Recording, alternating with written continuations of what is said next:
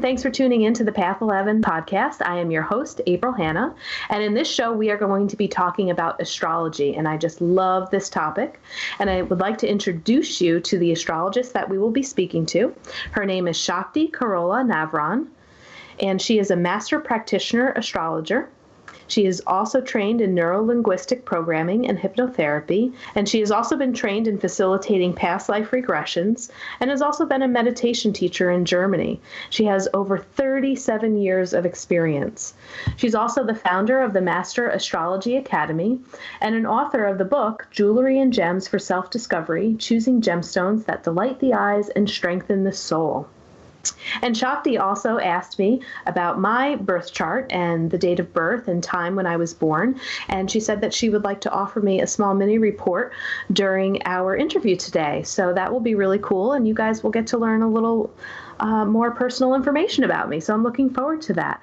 So without further ado, I would like to welcome Shakti. Hi, April. I'm glad to be here with you. Wonderful. Yes, and you are in Hawaii, and I so wish I was there right now. I'm on Maui. Yeah. And, it is a pretty special spot to live in the world. Yeah, so can you start off just by telling our listeners, how did you come to be an astrologer? Well, that's always a good question to start with. I connected with astrology when I was 18. I'm almost 60 now. So I was on holidays with my best girlfriend, and she read a book about astrology. And I looked at it and I said, "You really believe that stuff?" And she said, "Oh, yeah." So when she was done with the book, I read it. And this is when everything started. So talk about peer power. So she opens the door to me and for me to even consider paying attention to it. And then I really connected with it quite deeply and started giving readings 2 years later. And I started out with friends and family, and then it kind of spilled out from there. So I have been an astrologer now for, we could say, 40 years. Wow. And, astrology fascinates me because I've had really one official reading. It was with a Vedic astrologer that did my birth chart. Okay. And I have gotten some birth charts just online with like a full description. But it amazes me how accurate they have been. And how is that possible that these planets and stars can predict things so accurately? Yeah, actually, they don't really predict anything. So I always start out my readings when I work individually with people. I always say I'm not a fortune teller. So in astrology, we work with symbols, an archetypal symbol system. So the planets, you can look at the planets as symbolizing different inner aspects of our personality. But then just looking at a chart without having a live person in front of me, I don't know what they do with the potential the chart carries. So what I'm saying is each planet in the signs, in the houses, they can be manifested in a multitude of ways. And some of them are more low end and some of them are more high end. So of course, we want to learn and grow into more high-end expression, because on the low end, it's where we're sick, where we suffer, where it's painful.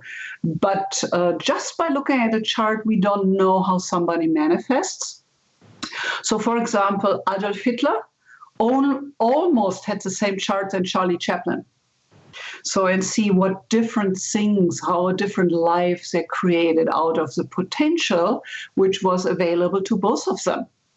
So as an evolutionary astrologer who is concerned with the karma of a person and what we came into this life to heal and transform, I would say they definitely had a different maturity on the soul level. So that enabled them to use a lesson plan for this lifetime in a different way. So you could look at the chart as being your blueprint or your lesson plan for this lifetime. And then the deciding factor is your state of consciousness. That's the key. So when I do readings with people, I look at the psychodynamic dimension and the potentials they have and the challenges they have. but I look at everything from the karmic perspective, the soul perspective, as I call it. So, so my belief is that we are eternal souls going through all these many, many lifetimes in order to grow to higher states of consciousness and towards that point of oneness and divinity. So just having a chart reading like you did can go a long way to create that heightened sense of self-awareness. So I always say, for me, astrology has really become a spiritual path because it sharpens my own inquiry, my own ability to witness my own process in life and how I react, and hold that with that witnessing function. So in my own life, it has been truly, truly miraculous and helped me through many, many hard times.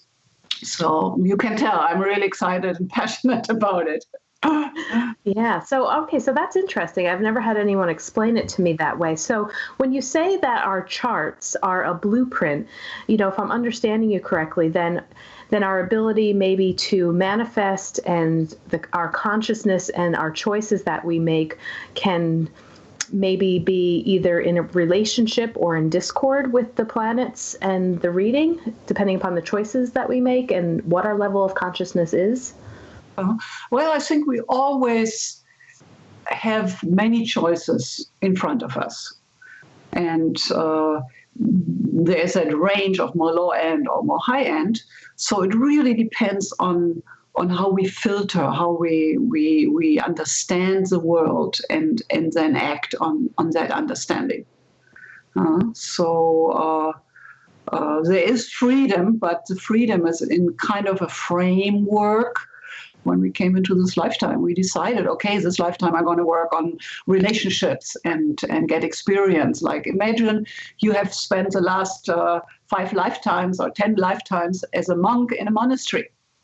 And for your next spiritual evolvement, you need to know how to be intimate with somebody, how to relate, how to do this relationship dance. So this soul comes in with a chart where it's all about relationship and connecting and finding out how to do this balancing act. Then, of course, it will be all new and challenging to begin with.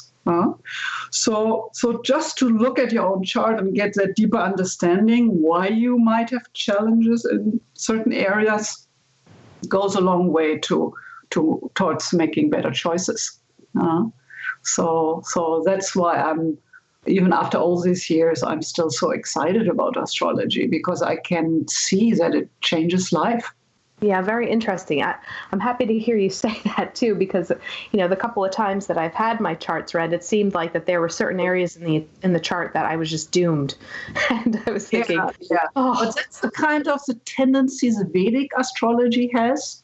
Okay. So I'm doing Western astrology, and there are 2 kind of big streams in astrology with a lot of substreams. So the big is Western and Vedic.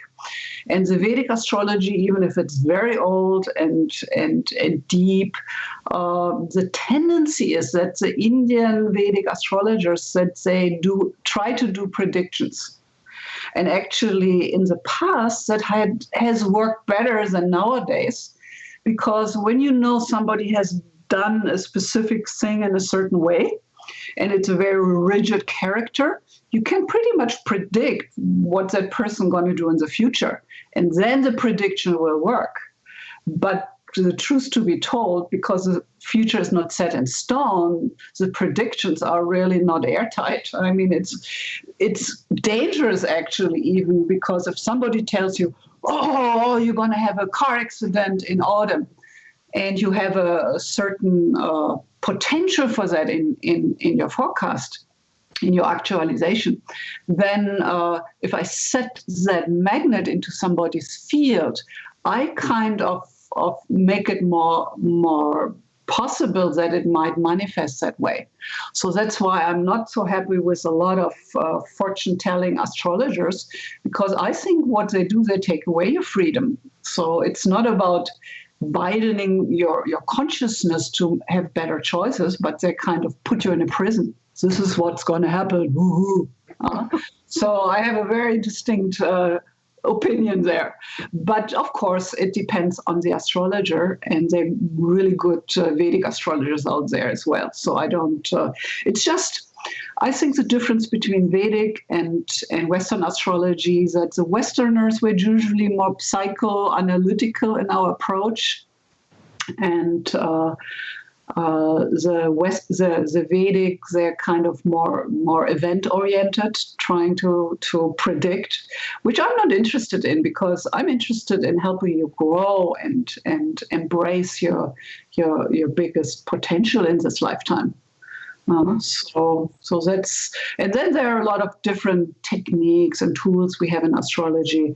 So that's why it becomes a never-ending journey to learn and become more conscious, because I'm the tool through which all the information in the chart is read. So of course I'm also pretty intuitive, so that helps. But I'm pretty firm that the future is not set in stone. But there are a lot of potentials, and so more you know about the potentials, so better choices you have to truly thrive in your life.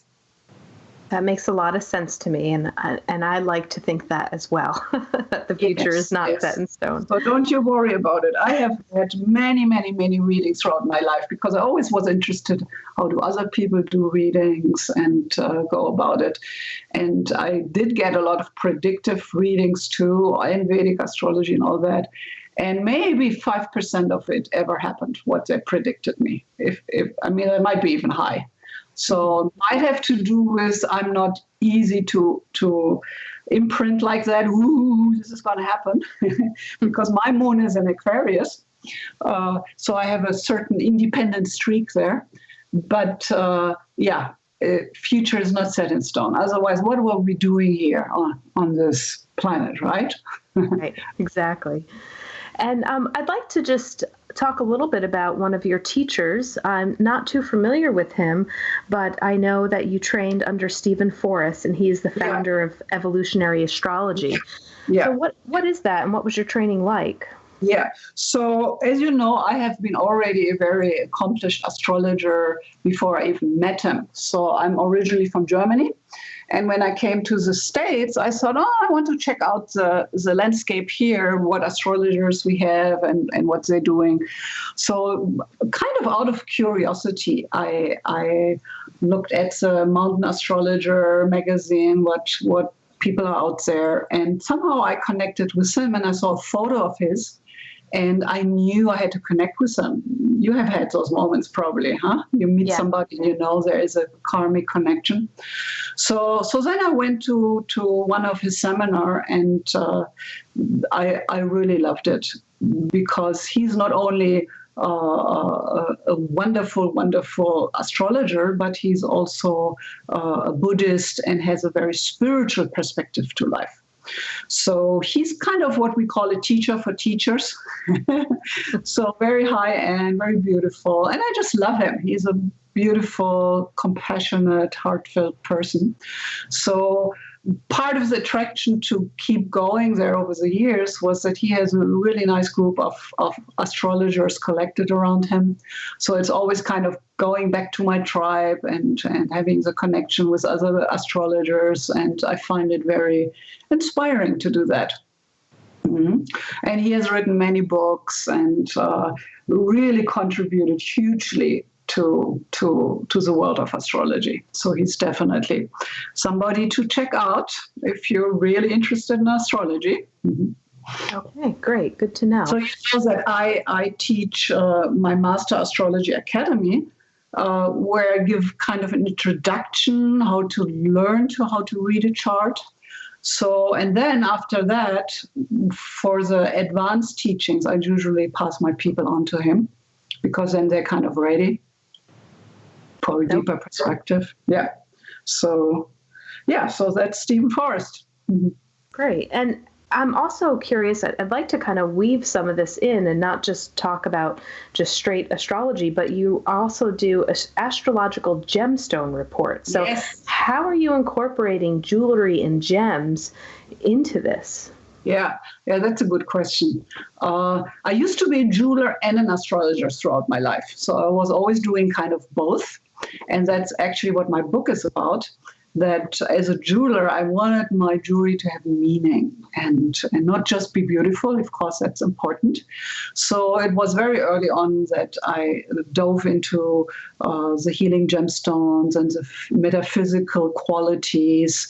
And in Germany, I was actually doing a lot of seminar work, which I don't do anymore because I'm on this tiny little island now. But in Germany, I would conduct seminars called Meditation and Healing with Gemstones. And so I not only pull from my own experience, but from people I've worked with over the years. And then, of course, as an astrologer, I wanted to find out a way and discover how we can find the true birthstones for somebody, not just the birthstones the Jewelers Guild has developed. So I have to disappoint you. The birthstones you find online are usually not astrologically true or real. So it's just a marketing strategy, a good one. So I came up with over the years with what I call the signature of gemstones, which is based on the crystal structure, the colors, the chemical composition, and the light reflection index, and relate that back to astrology and the planetary principles. So this way I could really tell for each planet in somebody's chart what would be the most healing and more precise stone to support that point in your chart. Mm-hmm. Like, for example, diamond. Diamond are girls' best friends, right? Mm-hmm. The diamond is from the signature. It's a Saturn stone because it's the hardest. It's a sunstone because, so the sun is the ruler of Leo. So the sunstone because it has the highest light reflection. In the crystal structure, it's kind of a double pyramid, so it goes into two pointed pyramids on top of each other. So it has a Mars and a Venus connection because of that. So diamond would be a wonderful balancing, helpful stone for people, for example, who have a Saturn sun in Leo, or Venus in Leo, or Mars-Saturn conjunction. So there's certain constellations in the chart which are best supported by certain gemstones. And then the next step was to develop, first I wrote a book about it to teach people how to do that. And it also has a lot of descriptions of different stones, especially the ones we use in jewelry making. And then the next step was to develop what I call my gemstone profile report, where I have a printout with beautiful pictures about the most precise, most supportive birthstone for each planet. So it's a report for 14 different symbols in the chart.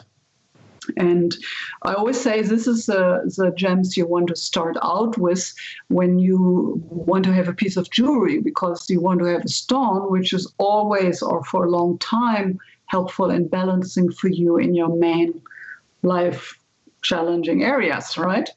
Right. So, but then, of course, if you love gemstones, then you go into a gemstone store and you just love this stone and you love that stone and this one looks so pretty, and you should follow those intuitions of the moment, because that means when you find a stone pretty and beautiful, that right now in that moment it has an energy to offer to you which is helpful. But it doesn't necessarily mean that in a year from now you're still as attracted to that stone. So that's why I came up with a gemstone profile, to really give you the most helpful stones for supporting your individual journey. Wow, that is amazing. You just opened up a whole new world for me. I've never heard of this before. That is so cool. Yeah. And, interestingly enough, there's been so many times in my life where I will, go into stores. I'm not a huge jewelry person, but, I will find just a ring that will speak to me or a necklace, and I will wear it for a period of time. And I kid you not, the jewelry ends up missing. It's almost like it's done and I can't find it. I've lost so many different rings and necklaces like that. And I just, figure, okay, well, I guess I don't need it anymore. But very, very interesting. Yeah, I've heard that story before. Yeah. Mm-hmm. All right. It's a wide range how you want to work with gemstones. So the gemstones you're attracted with for the moment, you can use for meditation, which is a wonderful thing to do, because we Westerners, we have a hard time with meditation. The moment we sit down and try to calm our mind, usually the mind goes crazy.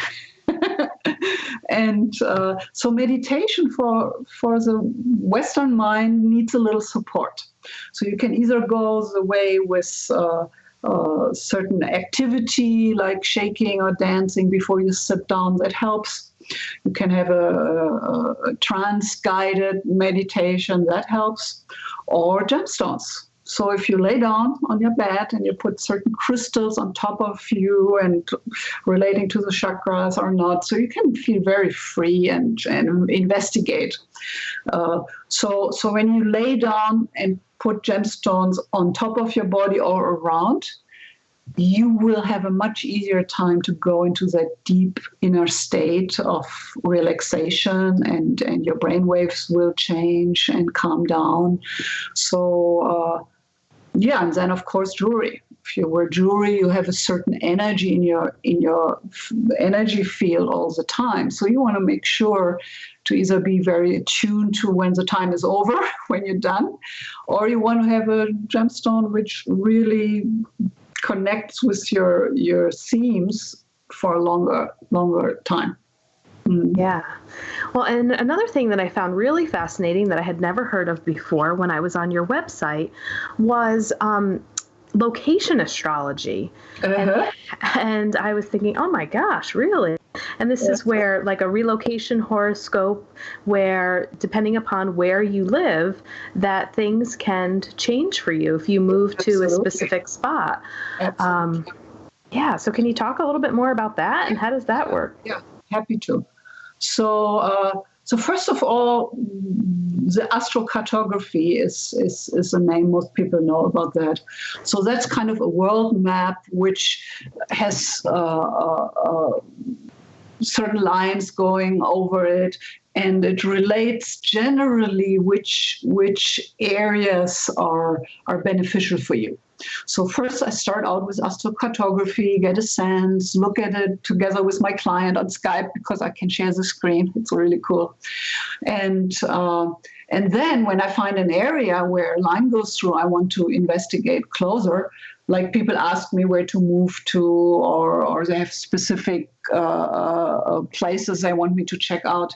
And then I do what we call the relocated chart. And the relocated chart is your chart with the birth date and time, but then for a different place. So you usually get a different ascendant than your birth ascendant, but it depends how far it is away from your birthplace. Like, for example, I have Gemini rising in my birth chart, which makes me the communicator and storyteller. And here on Maui, where I live for 21 years now, I have Scorpio rising, which is a very different energy. So the planets are still in the same signs, still have the same connections with each other, we call aspects, but they will play out in different ways because the house system has changed. And the houses in astrology, we look at those action fields, where and how we bring in certain. So you could look at it as permanent activations of a certain energy flow added to your birth chart. Mm-hmm. And there are definitely areas where certain issues then are activated. So, for example, in my relocated chart, I have the sun in the 7th house. And I was here 3 weeks on the island visiting, and I met my husband, an American, and I always say that's how I got stuck in paradise. So the sun is in the chart of a woman. Sun and Mars are both the symbols for the male we are attracted to and we're looking for. So here was the male, my mate, in the house of relationship and marriage. And it took 3 weeks of being here on the island, and I met him. So these kind of things are very real. Wow. So, and then there are areas which are more supportive for work or it gets very specific.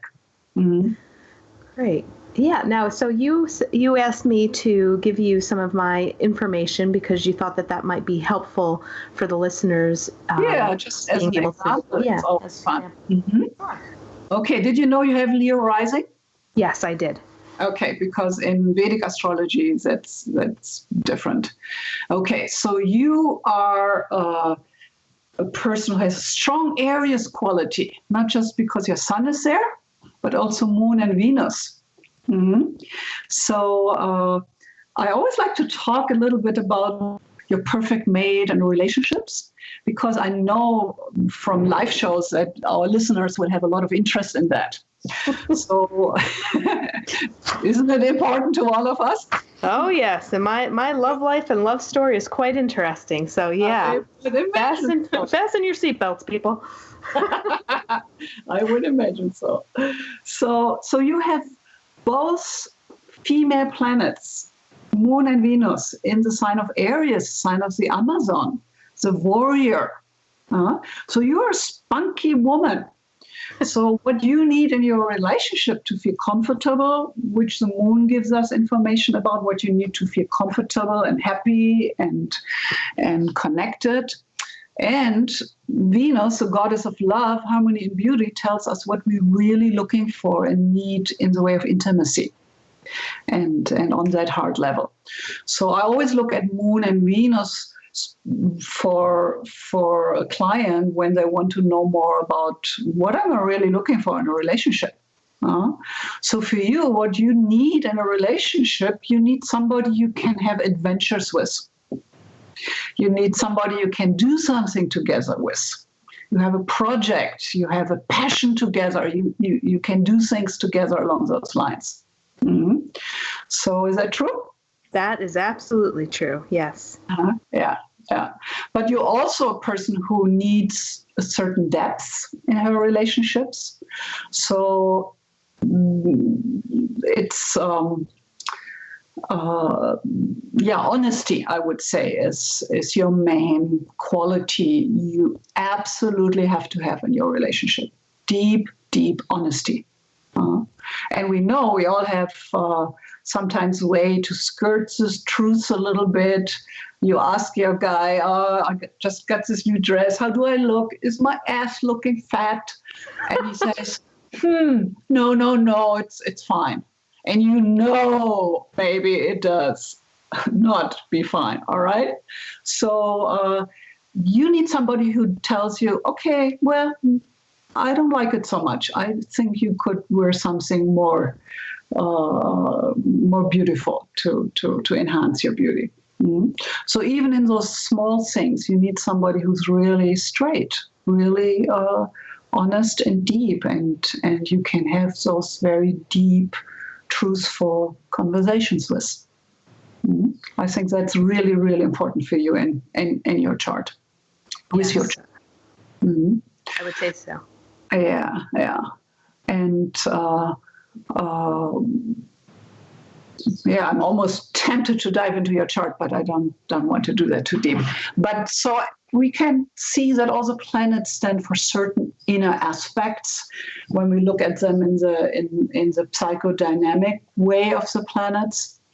And then we can also look at them as gods and goddesses. And if we just generally say the planets represent those universal principles, then it makes sense to imagine them as gods and goddesses. And especially when I do forecast readings, which I do, but not in the way of prediction, but in the way of what's activated in your evolutionary journey. Where are you with your themes in your life? And then I tell my clients, imagine the god so-and-so, Venus or Jupiter or whoever it is we're talking about. Imagine that god coming, knocking at your door. And then it becomes a really good image to make ourselves aware that we have certain times in our life when certain subjects and themes are up and in the forefront. And then we have to invite that God in and start a conversation.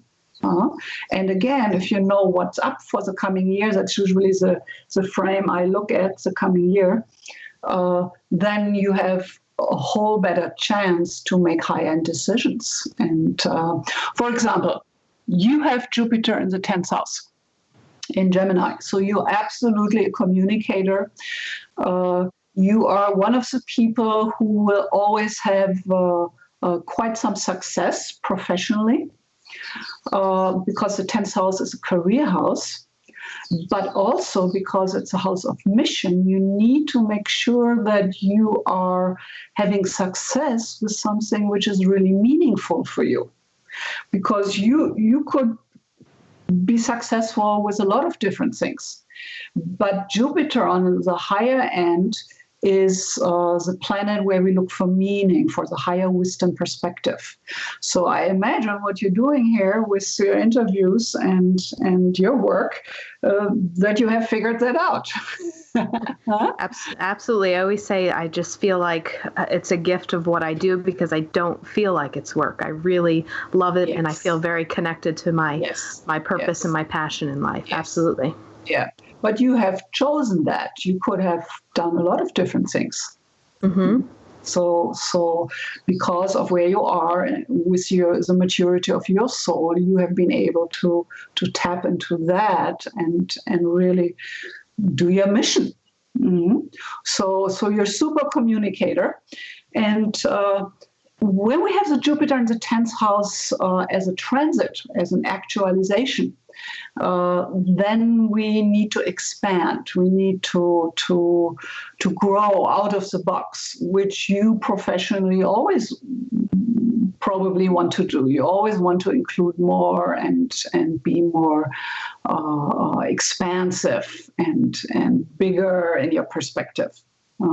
So here I had this client, and he had a Jupiter transit going through his 10th house. So I told him, this is the year you will have a chance to grow and also make more money in your profession.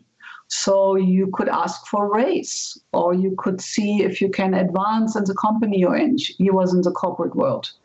And or you can look for a headhunter and find a different job somewhere else. So a year later, he came back. I have a lot of people I work with once a year to get this forecast. So a year later, he came back and said, you told me last year I would make more money. Nothing happened. And I said, okay, did you ask for a raise? Did you look for a better opportunity, which was more satisfying for you? And he was, no. So that was a missing piece. He didn't take action on the information. Mm-hmm. So since then, I often tell the story because I want to make sure that, yes, we have all these potentials and actualizations and all that, but then you do need to take action. I mean, the planets don't do it for you. Mm-hmm. Right. So, and again, the deciding factor is all about our state of consciousness and how ready we are to take certain steps. And that's why I keep loving astrology, because it's really so much about growth and self-development and also to become a better person, to contribute and be of service and do something meaningful in your life. Mm-hmm. And a lot of times what I hear in a reading is that people nod and of course, a lot of the psychodynamics I'm mentioning somebody already knows about themselves, but I put it in a different connections, the parts you have known about yourself, and with a deep insight about why, because of the karmic background and framework, and how to go to find the highest, best, most evolved ways to live your fullest potential, that can be really life-changing for somebody. So it's just wonderful. And I'm curious to know, have you ever had a client where you printed out their chart and there was something in there that you were like, oh my goodness, what is this? I've never seen this before, or it was just such a unique chart that was very special that you could talk about? Yeah. Well, every chart is unique, kind of, huh?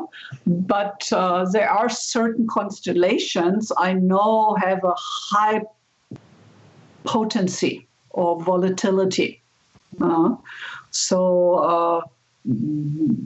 for example, sometimes people have Pluto-Mars conjunctions, or sometimes even with Saturn in the mix. So I know there is a big challenge around violence and aggression and abuse. And I just had the other day a reading with a mother and her 16-year-old son. And he had that kind of challenge. So for a 16-year-old boy, he was really amazing. I mean, he already tapped quite consciously into his potential. So first of all, it had a big connection to his karma. So I think he died on a battlefield. So it's definitely different than dying in your bed at old age. And the amazing thing was that he knew when I told him that this is what I would assume. Then he said, yeah, I always thought I died in a war on a battlefield. And a 16-year-old guy, right? And so we talked about what PTSD it created and left in him, and that certain reactivity. And then after the reading, the mother told me that since a few years that he has an anger problem. And that's the low end of a Mars-Pluto-Saturn connection. So we discussed in depth how high-end, or which high-end choices he would have available to him. So I told him, we talked about martial arts, and he actually was already in a martial art path, and he wanted to become an athlete and all that. So yeah, it was quite satisfying to talk with such a young person and his mother to create a lot of different awareness and different perspective onto issues they already knew about. Mm-hmm. So yeah, so I do parenting astrology, but rarely with the kids in the picture. Mostly I talk with the parents. Quite satisfying, because this young guy was amazing. Of course, he was a little shy and fidgety, and an astrologer, what's that? But he was actually quite mature and took in the material quite beautifully. So it was one of those sessions where beforehand, that was your question, I knew there was a high difficult potential to navigate, and then how it turned out in the conversation was really beautiful. And I do believe it made a big difference for both of them, how to go about with that in his life then. Yeah, and you do have on your website too, I'm not sure if this is what you did with the mother and the son that you were just talking about, but you also have astrological counseling and readings for parents, so parents can better understand their relationship with their children. Yeah. And it's an immense help for parents to look at their children, first of all, really as independent souls who came in. And we tend to connect with soul family again and again in different positions and different roles we take on for each other. So just to know the karmic background of your child and their potentials and how to support them goes a long way with helping you as a parent. Yes. Like I had another reading was a single mom with a 4-year-old, and she was a yoga teacher, and that 4-year-old was a firecracker. Lots of planets and fire signs, and this is really what this soul wanted to learn about this lifetime. So she was trying to calm the girl down and tried her to do yoga with her. And I said, no way. That's not what I see here. You should get a trampoline. She was living in New York. So I said, so there's a way that girl can really let go her steam indoors. So like a little trampoline, right? And then you should really try things out, because she's very competitive. She needs to push against somebody out there. So I said martial arts or ice skating or gymnastics, or just see where she resonates, what she loves to do. And this was actually the chart really of an Olympic sports person or something. Wow. So I don't know what came out of it, but you can give those inspirations, and then you have to try things out and see what fits and what doesn't. But I believe it's very, very helpful. And when you read a chart, are you able to see, we kind of always hear the term old souls, or, know that maybe people have reincarnated many times. Are you able to get a feel for that when you see charts, if that is true or not? Yes, I do. I mean, in general, I would say we're all old souls in some respect, because I'm sure we have gone through many, many lifetimes. But then when we look at the level of ignorance in the world, there's definitely, there are big differences in how evolved or mature people have gotten over time. So there is a connection that people who do use astrology usually are more open and interested and mature, because they have reached a certain level of questioning their own ego structure and wanting to have a more wisdom-based spiritual perspective. So that's really what we look at in the chart, is what's really your spiritual purpose in this lifetime? What is it all about? What's this destiny we all want to connect with? And the chart can really give us a lot of information about that. Okay. Now, in talking a little bit more about your 20-hour online training, now you've been doing this for years, years and years and years, and the 20-hour training, does that just give the basic skill set to be able to look at a birth chart and understand the houses and the different planets? Exactly. Yeah, but from an evolutionary perspective. So what I do in the videos, so they're on a platform, so you can go in and do it in your own timing. So what I do, I teach about all the signs, what the qualities of the different signs are. I teach you about all the planets and their meaning. I teach you about aspects and of course a karmic connection with the South Node and the North Node. And then I pull it all together and teach you how to actually do a reading. And at the end of the seminar, you will know how to read a reading, to read a chart. And then you're ready to dive in and connect with other astrologers and get it. You can read any astrology book because you have that ground laid. And so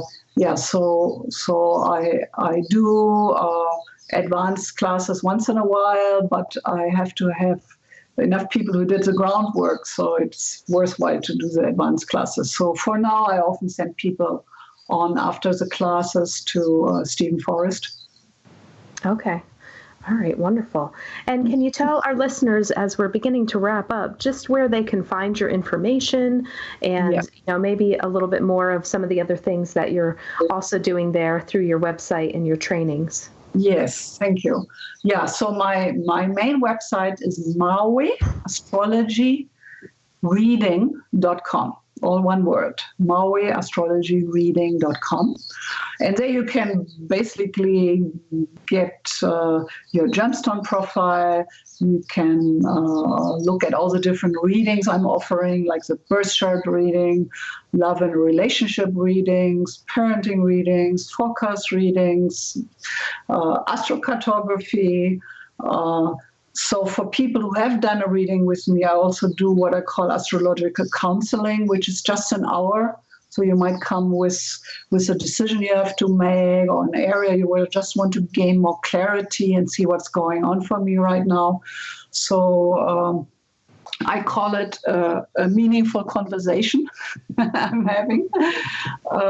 So I usually do my readings on Skype, because then I can also share the screen if I want to show something. And I love to see a person, have a little visit there. And then I can also read the energies, and my intuition comes in then more deeply. So I love Skype. When it works, it's fantastic. So yeah, also you can find my book on the website, Jewelry and Gems for Self-Discovery. So there's a lot of information on that site. So that's a good place to start. And through there, you can connect with me. Well, thank you so much. You have really piqued my interest, especially in the gemstone astrology. That's really fascinating to me. And I just want to thank you for taking the time to take a look at my chart and just share some of that information. So I really appreciate that as well. Thank you. Oh, you're very welcome, my dear. Mm-hmm. Well, so I'll give you one more piece for your chart. Sure. So your North Node, which we look at the symbol for your future, your purpose, your karmic destiny, and that is in Libra in the third house. So for you, really what you're doing which is basically about teaching and communication and finding your own voice and expressing yourself. This is really what you set out to do this lifetime. So you're well on your way. Good work, girl. All right. Thank you. That's nice validation to hear. Okay. Well, no more. You have to come for a real reading.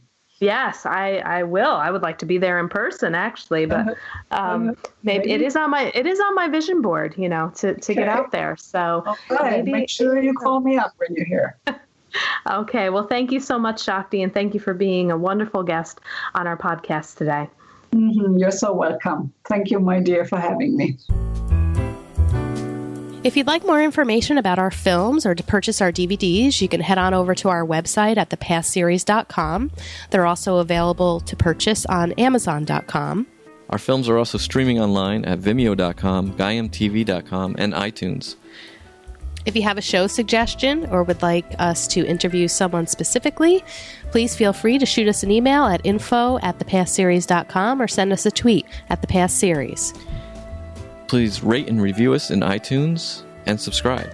We hope you enjoyed the show.